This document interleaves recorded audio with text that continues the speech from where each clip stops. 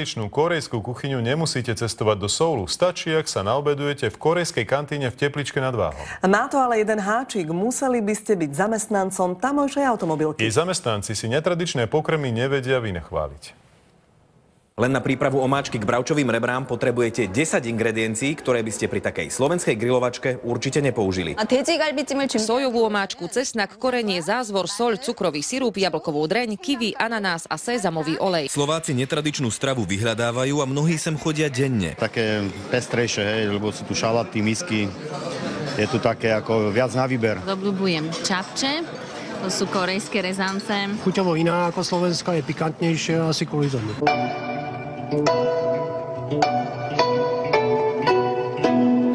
K žiadnemu jedlu však nesmie chýbať snáď najtradičnejšia kórejská príloha. Jednoznačne kimči.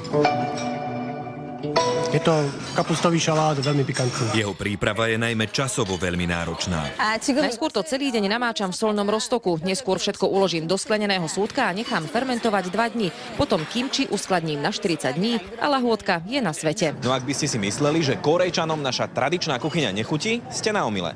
Nikdy som v Kóreji nejedol vyprážaný sír, ale tu áno a veľmi mi chutí. Sú však 3 slovenské špeciality, ktoré miluje snáď každý Kórejčan. 콜레뇨 and kapustinča and sliboviča.